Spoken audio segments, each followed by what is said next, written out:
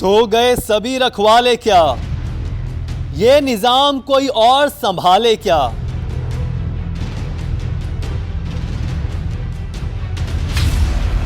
बंद कमरे में थी तन्हा लाश, अब कौन करेगा कातिल तलाश।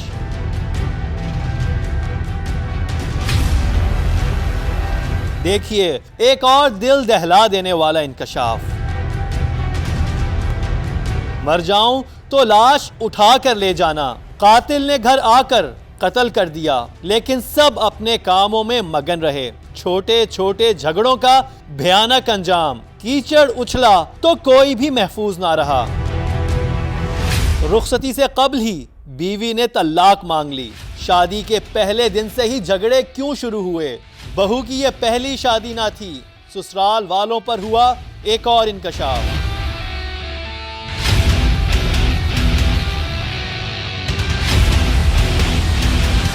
दुनिया भर में हर रोज कई कत्ल होते हैं, लेकिन कत्ल की कुछ दास्तानें ऐसी भी होती हैं जो किसी पहेली से कम नहीं होती।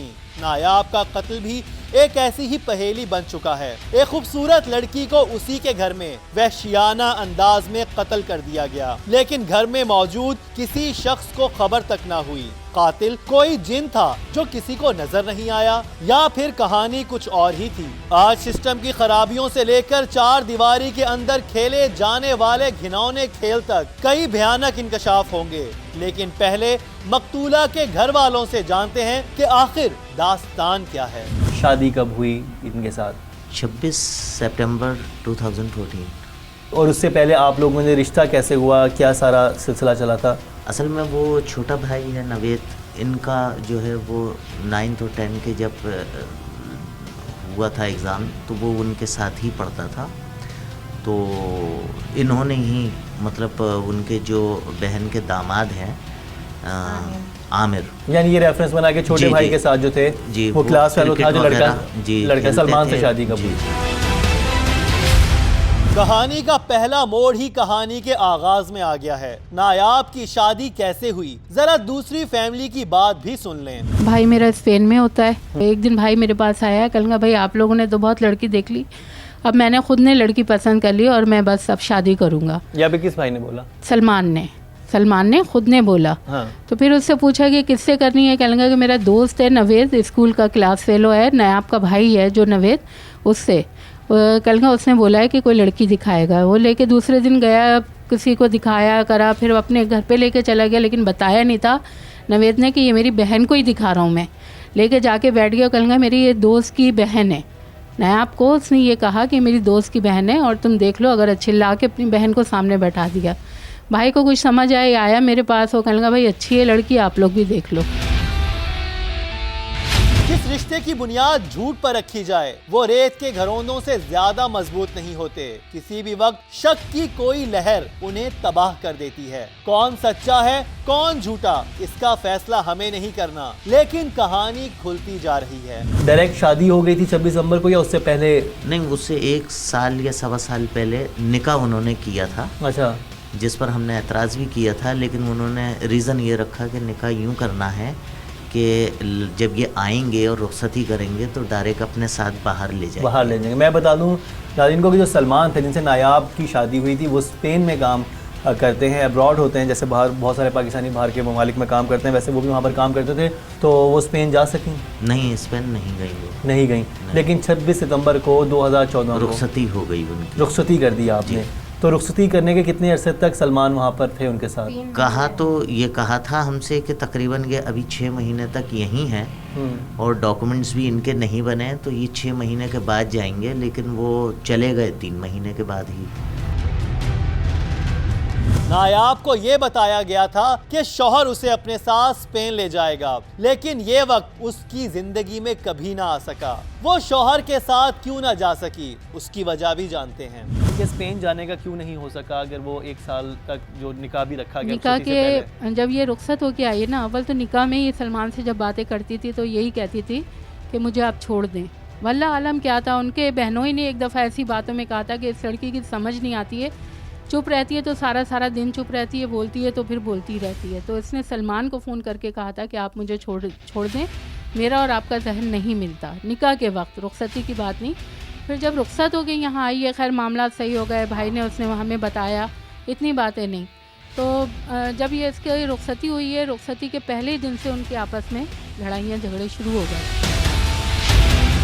शादी के पहले दिन ही दूल्हा दुल्हन क्यों लड़ने लगे थे? शायद उसमें भी कोई राज छुपा है, लेकिन कुछ बातें सामने भी आ चुकी हैं। उन 3 महीनों के दौरान में मुस्तकिल झगड़े हुए और सलमान ने इतना बुरा मारता था नायाब को कि जो वो हमने मेहंदी और सलामी में अंगूठी दी थी, वो उसके हर जगह नील पड़े होते थे, यहाँ तक कि ये हड्डियों पे मारता था। और यूँ हमें बुला के कहता था कि मैंने इतना मारा है कि मेरे हाथ सुन हो गए। सच क्या है ये तो सामने आ ही जाएगा, लेकिन अभी कुछ और बातें भी मालूम होने वाली हैं। मारता क्यों था वो? मारता इसलिए था कि वो ये कहता था कि मेरी बहनें आ रही हैं, इनको कमरा दे दे, इनको बैठने दे। और बहनें सिर्फ ये कहती थी कि हॉटपॉट नहीं दिया, कूलर नहीं दिया, घड़ी नहीं दी। इन छोटी छोटी बातों को लेके बहुत झगड़ा होता था। क्या और मतलब जहेज में नहीं दी? जी, तो मैंने उनसे कहा, मैंने कहा जो लोग इतना बड़ा फ्रिज दे देते हैं उन्हें कूलर देने की ज़रूरत नहीं होती। फिर मैंने उन्हें 2000 रुपये सलमान को निकाल के दिए कि बेटा तुम ये यतीम मिस्किन है और मेरे भाई जो हैं वो ये औरतों के काम होते हैं, मेरे भाइयों ने ये जहेज़ किया है, तुम ये 2000 रख लो, घड़ी भी ले आओ, कूलर भी ले आओ और हॉटपॉट भी ले आओ। वो लोग हर वक्त आती थी और सलमान से 13 14 हज़ार रुपये यूँ ही ले लिया करती थी कि बोरिंग ख़राब हो गई है, वो करानी है, बिजली का बिल भरवाना है। ऊपर नीचे सब लोग रहते थे, मगर बिल सारे पे सलमान करता था। उस पे सलमान और नायाब के झगड़े होते थे। तो नायाब को ये बात पसंद नहीं थी? नायाब को ये बात पसंद नहीं थी, वो बहुत लड़ती थी इस बात पे। हम समझाते थे उसको, मगर वो कहती थी ऐसे तो ना ये कभी मुझे बुला सकेगा और ना ये कभी यहाँ आ सकेगा। ये कहानी घर घर की है। नायाब को भी अपनी नंदों का घर आना पसंद न था। लड़ाई किस बात पे होती थी? अगर हम में से कोई बंदा भी ऊपर पोर्शन में उसके चला जाता था ना, वैसे ही यहाँ पे भी, ये भी भाई का घर है, माँ रहे हैं, जा रहे हैं, बहनें हैं, तो वो पसंद नहीं करती थी हमारा आना। नायाब को भी बेवजह अपनी नंदों का घर आना और रहने लग जाना पसंद न था। अच्छा, यानी ये मसला उन दोनों में चल रहा था जी। कि नायाब को ससुराल वाले पसंद नहीं इसलिए नहीं करते थे कि क्योंकि उनके हस्बैंड जो थे वो पैसे वगैरह जो भी बाहर से कमा के लाते थे वो बाकी जो उनको और देते बीवी थे। के हाथ में नहीं देते थे। बीवी के हाथ में कुछ नहीं देते थे। एक बहन शहर है जो गुलिस्तान जौहर में रहती हैं, सारा पैसा उनके पास आता था। और सलमान का आखिरी दिन जब जा रहा था तो ये झगड़ा हुआ था बहुत बुरा कि सारा जेवर तुम मेरी बहन और उसके मेरा जो भांजा है राहिल उसके पास रखवाओ। तो नायाब ने कहा मैं मर जाऊंगी, उसको अपना जेवर नहीं दूंगी, मैं खुद संभालूंगी अपना जेवर। इस बात पे वो नाराज़ होकर चला गया था और कई महीनों तक कॉलें नहीं करी थी। फिर वहाँ से कहता था मैं पेपर भेज रहा हूँ तलाक के, सामान उठाओ खाली करो, सामान खाली करो, हर वक्त यही होता था। कहानी सिर्फ इसी झगड़े तक महदूद नहीं है, यहाँ एक और मोड़ आने वाला है। क्या वाकई शादी के बाद नौबत तलाक तक पहुँच गई थी?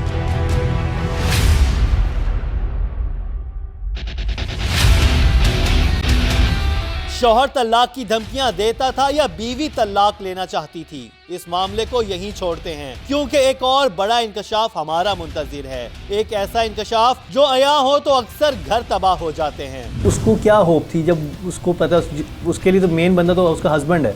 वो कहती थी कि एक दफ़ा मेरा गलत फैसला हो गया था, जैसे उन्होंने कहा था ये आर्मी में है, मगर वो आर्मी में नहीं था, हमें धोखा हुआ था। वो कहने लगी अगर यहाँ से भी मेरी तलाक हो गई तो मेरा क्या ज़िंदगी रह जाएगी। लोग ये नहीं कहेंगे कि एक जगह से हुई दूसरी जगह से भी हुई तो ये लड़की ख़राब है, तो मैं मर जाऊँगी नावेद। अच्छा, मैं मर जाऊँगी, मेरी मैयत यहाँ से लेके जाना, मैं नहीं निकलूँगी, मैं नहीं छोड़ूंगी ये घर।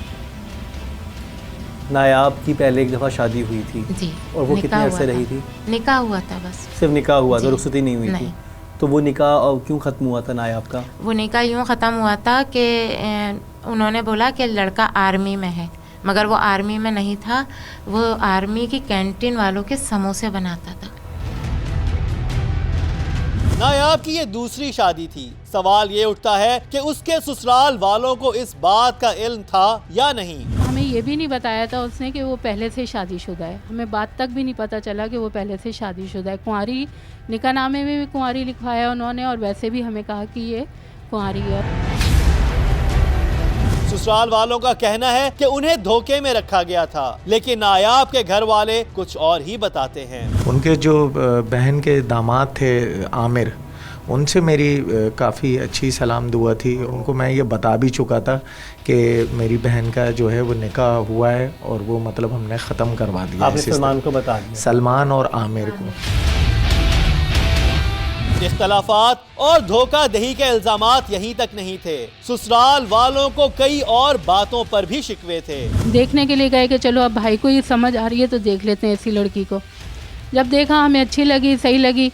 कुछ एक बहन को नहीं समझ आ रही थी, एक को नहीं आ रही थी, क्योंकि ये पॉलर में काम करती थी। इन्होंने ये भी बात हमें नहीं बताई कि क्लिफ्टन के पॉलर में कहीं काम करती थी। इन्होंने कहा, बहन ने मना कर दिया, एक बहन ने मना कर दिया कि नहीं मुझे नहीं समझ आ रही। बहुत ज़्यादा मॉडर्न थी वो, कि हाँ फास्तीन बिल्कुल इस तरह की पहनना। तो बहन ने मना कर दिया कि हमारे घर में जो है, हमारे जैसे माहौल में इतनी ज़्यादा मॉडर्न और आज़ाद लड़की का गुजारा मुश्किल है। पहली शादी के साथ साथ ब्यूटी पार्लर की मुलाजमत के हवाले से भी इबाम में रखा गया। लड़के की बहन ने रिश्ते से मना कर दिया। इसके बावजूद ये शादी कैसे हुई? आपका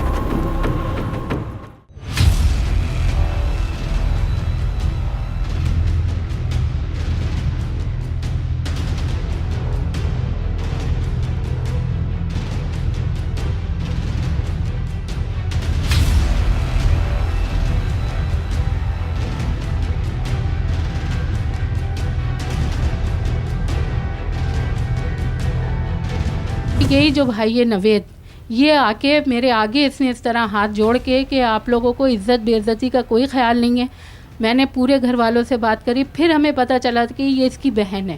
नहीं तो इसने यही कहा था कि ये मेरे दोस्त की बहन है। नवीद ने आपके घर आपसे हाथ क्यों जोड़े? हाथ जोड़ के कि मेरी अभी इज्जत की बात हो गई, 1 महीने तक बात चलती रही ना।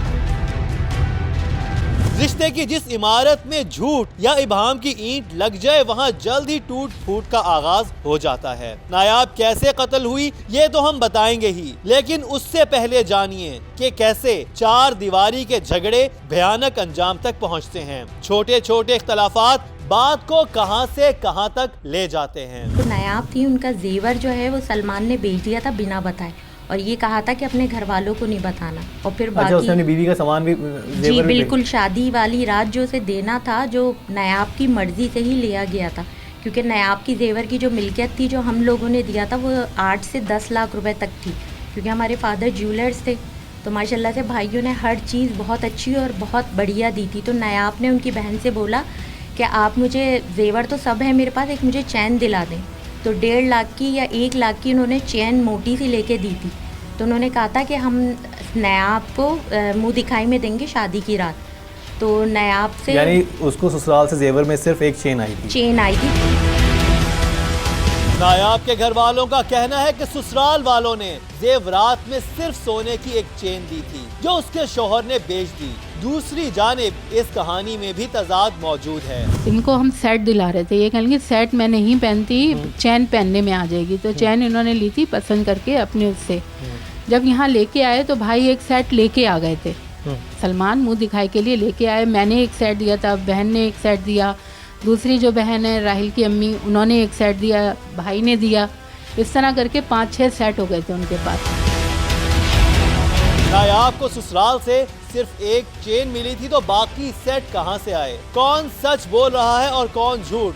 उसका पर्दा तो फाश होने वाला है, क्योंकि नायाब के घर वाले आखिरी लड़ाई की वजह भी जेवरात को ही करार देते हैं। पप्पी ने बोला कि जेवर दो तुम मुझे, मैं इसको छुड़ाऊंगी, अपने कड़े दे दो। नायाब ने कहा मैं कड़े उनका क्यों बेटा जो था कामरान, वो किधर? ये वही थी जो आके रहने लग जाती थी? जी, डकैती के इल्जाम में वो पकड़ा गया था। अच्छा, डकैती के इल्जाम में उनका बेटा कामरान पकड़ा गया था। जहाँ मेरे भाई ने उन्हें जॉब पे लगाया था ना, वहाँ उसने जनरेटर के कोई पार्ट से, एक जनरेटर का पार्ट 6,000 रुपये का था, वो उसने 500 रुपये के उस पर बेच दिया।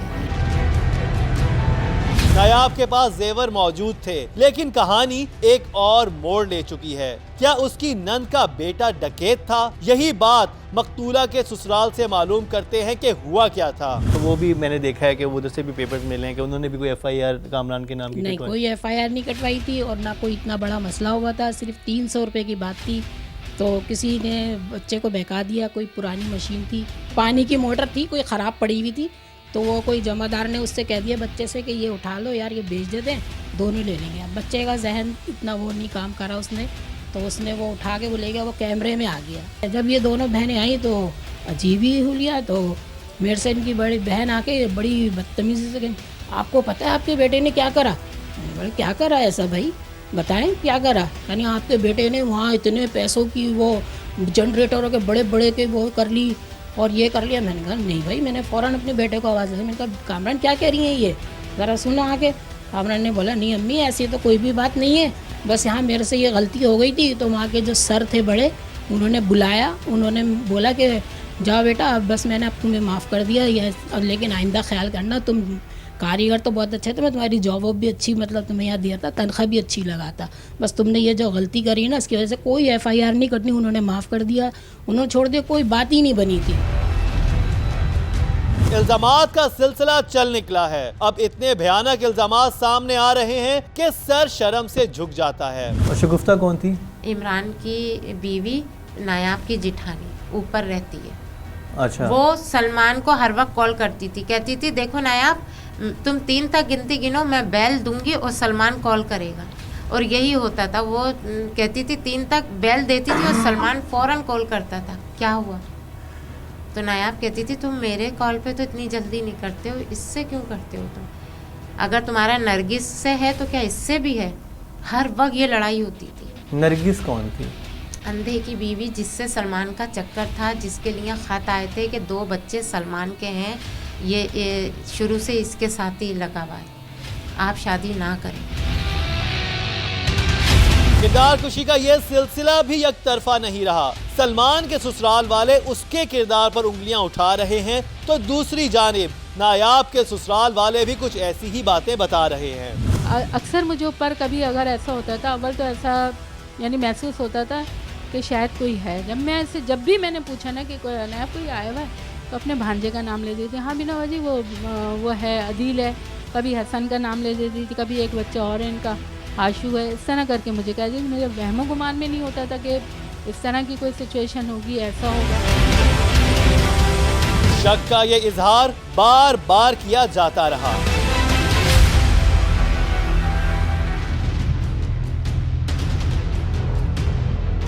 क्या लगता है उस रात, उस दिन जो था, दोपहर में क्या हुआ होगा जब वो आपके पास आई? रात भर रहा है यहाँ पर, वो आता रहता था। कैसे रहती थी? अकेली क्यों रहती थी? 1 साल से शौहर नहीं था, और फिर भाई कह के गया था कि अपनी बहन के यहाँ रहना, बहन के बहनोई के यहाँ रहना, दूसरी वाली बहन के यहाँ बात करके गया था, लेकिन वो नहीं गई। और 4 महीने बकौल उन लोगों के, ये मेरे इल्म में नहीं है, 4 महीने 5 महीने भाई ने कोई खर्चा भी नहीं दिया था उसे, कुछ नहीं भेजा था, यही लड़ाई झगड़ों की वजह से। तो वो कहाँ से पूरा कर रही थी, क्यों नहीं गई? एक ये भी सवाल है कि अकेली यहाँ क्यों रहती रही।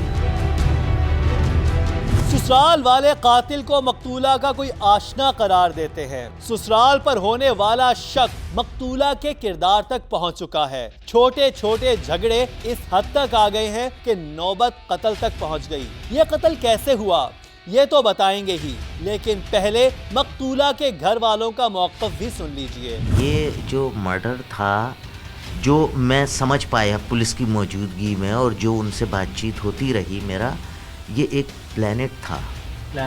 जी बिल्कुल। ठीक है। कि या तो इन लोगों ने कोई बंदा हायर किया, क्योंकि मैं नहीं समझता कि जिस तरीके से कत्ल किया गया है ये लोग कत्ल कर सकते थे। वो एक प्रोफेशनल होगा और उसने मतलब पुलिस को गुमराह करने के लिए घर में तकरीबन 90% जो है वो जगह जगह खून के दाग छोड़े थे। अलमारी पे, अलमारी के अंदर जो लॉकर होता है उसके, वॉशरूम में, दूसरे कमरों में, मतलब जगह जगह उसने खून के मतलब निशानात लगाए बाकायदा।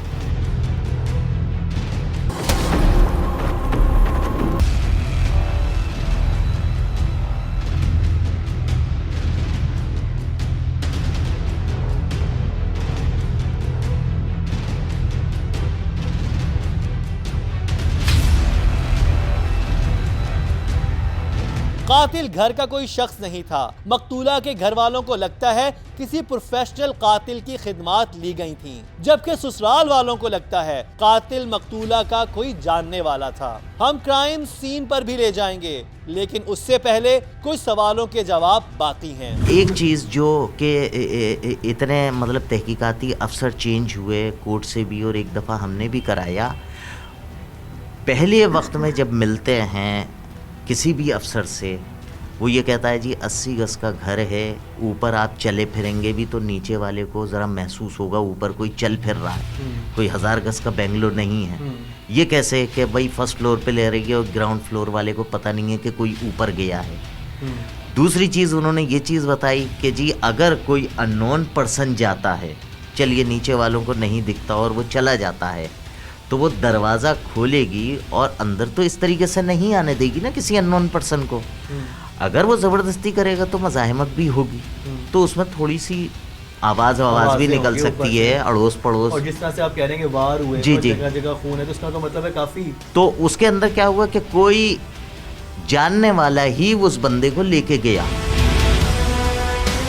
ये सवाल वाकई अहम है। आखिर कैसे मुमकिन है कि घर के ऊपर वाली मंजिल पर किसी को इंतहाई मुज़ाहमत के बाद कत्ल किया जाए और नीचे मौजूद लोगों को इल्म तक ना हो? मुझे कोई आवाज़ नहीं आई। मुझसे जो बात कर देते, तफ्तीश कर देते ना पुलिस वाले, वो भी यही एक बात पे करते थे कि आपको आवाज़ नहीं आई। मेरा कुकर चल रहा था, उधर मेरी वॉशिंग मशीन चल रही थी। ससुराल वालों के पास आवाज ना सुनाई देने का जवाब तो मौजूद है, लेकिन इस कहानी में एक अहम मोड़ बाकी है। मकतूला नीचे खाना लेने आई, लेकिन उसने खाना नहीं खाया। इस आखिरी मुलाकात में आखिर क्या हुआ था? बुध का दिन था, तो ये मेरे पास आई है। मेरे बच्चों के मिट्रम हो रहे थे, मैंने मशीन लगाई हुई थी, वॉशिंग मशीन लगाई हुई थी, काम वाम कर रही थी। आई कहीं यहीं इधर ही थी। मैं आके से मुझसे कहा कि बाजी सालन है। मैंने कहा नहीं नया सालन तो नहीं है, मैंने अभी कढ़ाई को चढ़ाया हुआ है, कुकर में चढ़ाया, अभी बन जाता है आधे घंटे में। अली बाजी मुझे जब पकाना था ये। मैंने कहा कोई बात नहीं, मैं तुम्हें तरकीब बता देती हूँ। मैं खैर इसे बैठ के एकदम मैंने चेहरा देखा। मैंने कहा तुम्हारे क्या हुआ है मुँह पे? पूरा चेहरा उसका सूजा हुआ था। मैंने उससे पूछा कि चेहरे को क्या हुआ, आँखें वाँखें सूजी हुई है क्या, रोई हो? कल कि नहीं मैं ना देर से सोई हूँ, आज मेरे को ना पूरी रात में जागी हूँ, देर से सोई हूँ, इसलिए ना मेरी आंखें सूजी हुई हैं। और उसके बाल बिखरे हुए थे। बाल मैंने 4 महीने में पहली दफ़ा उसे इस हुलिये में देखा था, नहीं तो हमेशा वो तैयार रहती थी। अब मैं सोचती हूँ कि वो मुझे आई थी देखने के, बाजी किधर हैं, क्या कर रही हैं। खैर फिर मैंने, वो आई थी 1:30 से 1:45 के दरमियान, और फिर मैंने 2:30 से 2:45 के दरमियान मैंने अपनी बच्ची के हाथ सालन भेजा। काफ़ी देर हो गई तो फिर उससे मेरे बच्चे ने आवाज़ दी कि मम्मा मामी दरवाज़ा नहीं खोल रही। उनका ज़ोर के बजाओ, वो सफाई करके नहाने चली गई होगी। मैंने कहा वॉशरूम में होगी, ज़ोर के बजाओ। उसने फिर ज़ोर के इतनी ज़ोर के बजाया कि मैं यहीं खड़ी थी, अभी आप देखिएगा मैं यहीं खड़ी होके, उसने कहा मैं बहुत ज़ोर के उसने बजाया, लेकिन कोई रिस्पॉन्स नहीं आया। मैंने उससे कहा अच्छा आ जाओ, मामी अभी आएंगी ना तो खुद खा लेंगी, यहीं खा लेंगी खाना। उसे ये खाना फिर कभी नसीब ना हुआ। घर की ऊपर वाली मंजिल में कैसा घिनौना खेल खेला जा रहा था, उसकी खबर किसी को ना थी। मेरी बहन सायरा की कॉल आई, कहने लगी फौजिया सलमान की मेरे पास PTCL पे कॉल आई है कि नायाब फ़ोन नहीं उठा रही है, ज़रा देखें वो कहाँ है। अच्छा, ये स्पेन से कॉल की उसके हस्बैंड ने, सलमान ने? जी, मेरी बहन के घर पे करी। मैंने कहा अच्छा चलो मैं देख लेती हूँ। मैं अपनी बाजी, मेरी बाजी यहाँ रहती हैं आगे, मैं उनके घर गई, उन्होंने कहा कि नहीं मेरे पास तो नहीं आई है। फिर परवेज़ भाई को कॉल करी, सबको कॉलें करी, सबने कहा नहीं हमारे यहाँ नहीं आई है।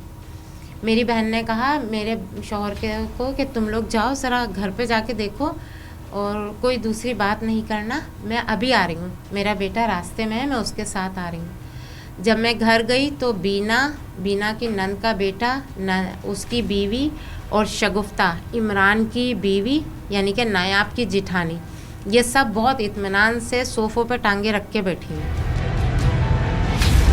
नायाब के घर वाले उसके ससुराल गए तो क्या देखा, आगे की कहानी ससुराल वालों से ही पूछ लेते हैं। नहीं बैठी हुई थी मैं, इतने में इनकी बहन आती है, बहनोई फौजिया और इज़हार। आते ही वो मुझे कहते हैं, अभी हम सोच ही रहे हैं कि क्या हुआ है, आते ही वो मुझे कहते हैं चलें बिना वाजिब ताला तोड़ें। तो यानी मैं आज तक इस बात पे भी वो हैरान हूँ कि वो ताला क्यों तोड़वा रहे थे। वो पहले पूछते तो सही ना, आते ही उन्होंने मुझे कहा कि चलें बिना वाजिब ताला तोड़ें, दरवाज़ा तोड़ें, उसे देखें।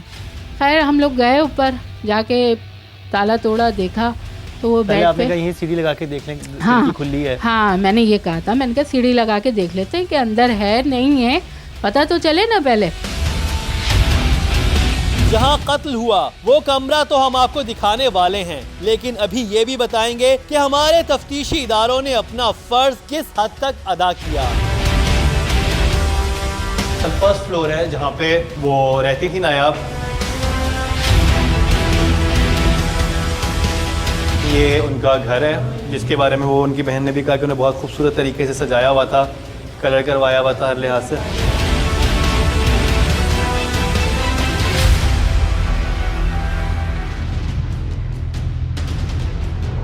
जब मैं और फौजी अंदर आए तो आधा दरवाज़ा जो था ये कमरे का बंद था और ये अलमारियाँ खुली हुई थी और नायाब इधर लेटी हुई, इस तरह हाथ उसके ऐसे थे, नाखूनों पे उसके जो मारने वाला था उसका गोश्त लगा हुआ था, उसके नाखून बड़े थे, लंबे थे, उसने ऐसे करके जब पकड़ा होगा, क्या किया होगा, तो नाखूनों पे भी उसके गोश्त था।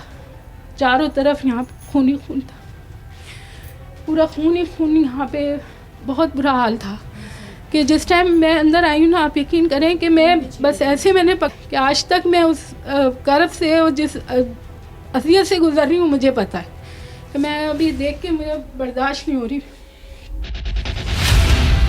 ये कमरा 1 साल बाद भी उसी हालत में है, हर चीज उस रोज की तरह है। कमरे में खून के धब्बे अभी तक मौजूद हैं, लेकिन तफ्तीश करने वालों की अदम तवज्जो ने सारा केस तबाह कर दिया है। सवाल ये भी है कि कत्ल ससुराल वालों ने किया तो लाश ठिकाने क्यों न लगाई। सवाल ये भी है कि कातिल बाहर से आया तो फिर कहाँ गया।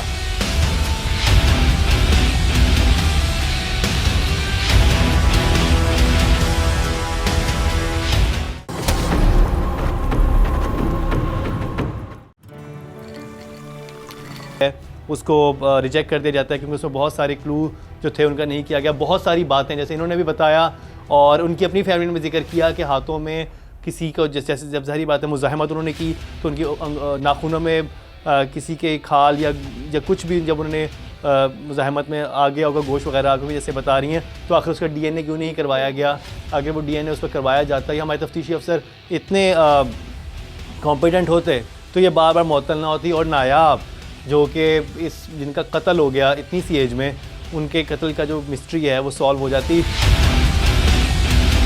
दूसरी चीज़ ये कि जब फर्स्ट आपका उठाई गई वहाँ से पोस्टमार्टम के लिए लाश, तो जो यहाँ के इन्वेस्टिगेशन ऑफिसर थे वो उस मर्डर के कम से कम कोई 3-4 महीने के बाद रिटायर होने वाले थे, तो कितने तजुर्बेकार होंगे वो।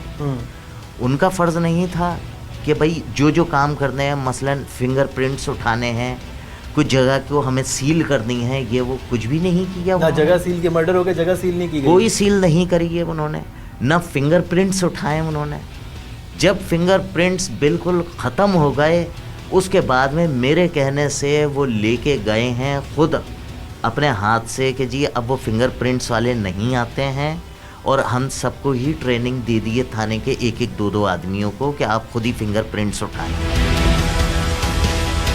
इवन के आप ये देख लीजिए हमारे यहाँ की कि जो उन्होंने टेस्ट करने के लिए दिए थे DNA वगैरह और 1-2 और चीज़ें दी थी जो इस्लामाबाद के लिए, वो तकरीबन यहाँ पर महीने 1.5 महीने यहाँ पड़ी रही हैं। दोनों खानदानों की इल्जाम तराशी और पुलिस की मुमकिना नाअहली एक तरफ, लेकिन अफसोस की बात यह है कि 1.5 साल गुजरने के बाद भी नायाब को इंसाफ ना मिल सका। आज भी उसका कातिल कहीं खुलेआम घूम रहा होगा। इस केस की तफ्तीश जिस तरह से हुई है उसका हाल आप देख ही रहे हैं। ऐसी सूरत में अदालत किसे सजा सुनाएगी। ये केस अदालत में गया तो आखिर क्या हुआ। अदालत में मामला गया, अदालत के अंदर मामला गया, अदालत ने तो देख के ये कह दिया कि भाई ये क्या तफ्तीश की है। जी बिल्कुल बिल्कुल बिल्कुल, और उन्होंने रिजेक्ट कर दिया अदालत ने पहली दफ़ा अदालत ने तफ्तीश रिजेक्ट कर दी। ये 2016 के स्टार्ट की बात होगी फिर, क्योंकि अक्टूबर में मामला हुआ तो इतने अरसे तो इन्वेस्टिगेशन चली। कितने अरसे इन्वेस्टिगेशन चली? तकरीबन कोई 21 से 22 दिन चली थी। 21 से 22 दिन चली, जिसके अंदर हमारे कहने से आईओ भी चेंज किया, एसएसपी साहब। अच्छा, आईओ भी एक दफ़ा चेंज हुआ, इन्वेस्टिगेशन ऑफिसर भी चेंज हुआ। अब आईओ कौन था? वो शाह फैसल का ही था या किसी और थाने में भेज नहीं, दिया? वो किसी और थाने से उन्होंने शाह फैसल कॉलोनी ट्रांसफ़र किया था। इन्वेस्टिगेट किस किस से कर रहे थे उनमें से? उन जो ज़ेर हिरासत थे।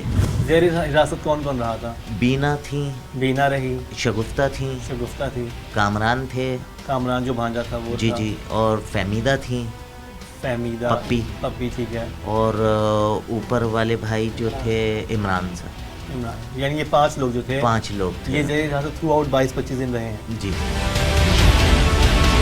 ये हाल है हमारी पुलिस का। अगर वो फैमिली इन पे भी एलिगेशन लगा रही है तो ये भी एक पूरी फैमिली है। क्या वाकई ऐसा था? इस फैमिली ने अपना असर सुख यूज़ किया हो और तफ्तीशी रिपोर्ट जो है, तफ्तीश की जो रिपोर्ट है वो चेंज करवा दी हो, या वहाँ पर जो हमारे ऑफिसर्स बैठे हुए हैं वो बिल्कुल काम नहीं करना चाह रहे हो, वो बैठे हैं और वो कह रहे हो कि बस मामले को दबा दो। क्योंकि हमारे यहाँ अक्सर ये होता है कि कोई काम ना करना पड़े, अपनी रोज़ी रोटी कोई हलाल नहीं करता कोई भी किसी तरह से। अगर सही तरह से इन्वेस्टिगेशन हुई होती, सही तरह से चीज़ें हुई होती, तो आज नायाब का जो कत्ल है वो इस तरह से मुअम्मा ना बना होता, उसकी फ़ैमिली को भी सुकून होता क्या हुआ। अगर ये लोग मुलव्विस नहीं हैं तो इनको भी पता होता और ये भी एक सुकून में होते, और अगर मुलव्विस हैं तो अगर कोई कातिल है तो वो भी कैफ़रे किरदार तक पहुंच जाता अगर इस फैमिली से भी है तो। और इसमें सबसे बड़ी कोताही जो है कि उनका जो कातिल है वो अभी भी आज़ाद है। कोई भी चीज़ अभी तक सबूत के साथ सामने नहीं आ सकी है। इसी वजह से बार बार जो है इन्वेस्टिगेशन जो है उसको रिजेक्ट किया जा रहा है, क्योंकि हमारे पुलिस इतनी नाअहल है, हमारे आईओज़, हमारे इन्वेस्टिगेशन ऑफिसर्स इतने नाअहल हैं कि उनको ये ख्याल नहीं है कि किसी की बेटी थी वो, किसी की बहन थी वो, और किसी की बीवी थी, और बहुत सारे रिश्तों में वो थी। तो वो उन सब के लिए कितना पेनफुल है, उन सब के लिए कितनी तकलीफ़ दे ये बात है कि ये सब कुछ वो अभी तक नहीं कर पाए। लेकिन एक सवाल यही है कि अगर एक ऑफ़िसर सिर्फ अपनी ड्यूटी तनदेही से कर ले तो शायद आज तक ये मुअम्मा ना बना होता, बल्कि हल हो चुका होता। इसी के साथ टीम इंकशाफ को दीजिए इजाज़त, लेकिन देखना ना भूलिएगा हमारा अगला इंकशाफ।